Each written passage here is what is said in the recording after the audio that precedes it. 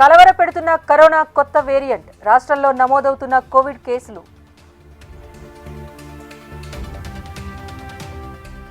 దేశంలో మళ్లీ విస్తరిస్తున్న కరోనా మహమ్మారి. ఏపీలో కోవిడ్ పరిస్థితిపై సీఎం జగన్ సమీక్ష.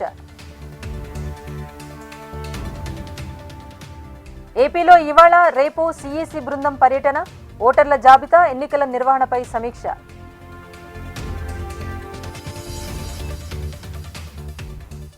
పవన్ కళ్యాణ్ కు బహిరంగ లేఖ రాసిన హరిరామ జోగయ్య. జనసేన కార్యకర్తల ఆశలు ఏం కావాలంటూ ప్రశ్నలు. మంచిర్యాల జిల్లాలో కట్టుదిట్టమైన భద్రతా ఏర్పాట్లు. మావోయిస్టు ప్రభావిత ప్రాంతాల్లో నిఘా పెంచిన పోలీసులు. యుద్ధ ట్యాంకుల నిర్మాణంలో దూసుకు వెళ్తున్న మెదక్ ఆర్డినెన్స్ ఫ్యాక్టరీ. మల్కాపూర్ పెద్ద చెరువులో 2 యుద్ధ ట్యాంకుల ఫ్లోటింగ్ టెస్ట్. విద్యార్థులకు ఆదర్శంగా నిలిచిన టీచర్. 55 ఏళ్ల వయసులో అథ్లెటిక్స్ లో సత్తా చాటుతున్న టీచర్.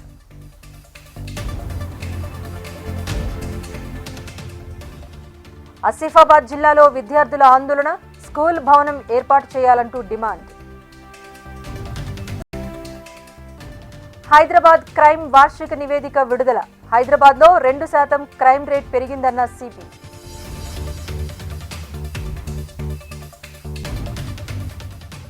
మాదక ద్రవ్యాల నియంత్రణపై డీజీపీ రవిగుప్తా సమీక్ష. కఠినంగా వ్యవహరించాలని అధికారులకు దిశానిర్దేశం.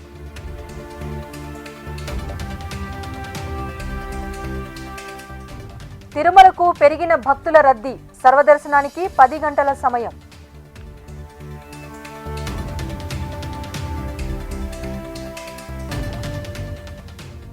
ముస్తాబైన ధర్మపురి శ్రీ లక్ష్మీ నరసింహస్వామివారి ఆలయం. రేపు ముక్కోటి ఏకాదశి సందర్భంగా ప్రత్యేక పూజలు.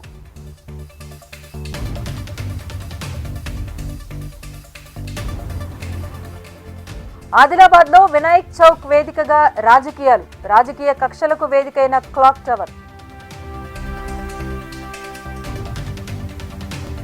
జగ్గారెడ్డిని కలిసిన ఉమ్మడి రాష్ట్రంలో తొలగించిన హోంగార్డులు. వెంటనే తమను విధుల్లోకి తీసుకోవాలంటూ వినతి.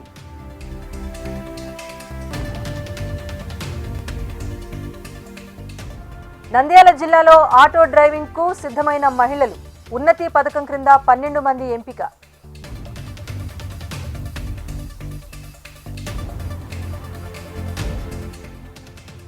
దేశవ్యాప్తంగా ఇండియా కూటమి ఆందోళనలు.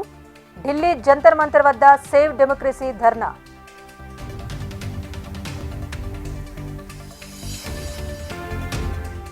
రిపబ్లిక్ డే వేడుకలకు ముఖ్య అతిథిగా ఫ్రాన్స్ అధ్యక్షుడు. భారత్ ఫ్రాన్స్ మధ్య వ్యూహాత్మక భాగస్వామ్యంలో పురోగతి.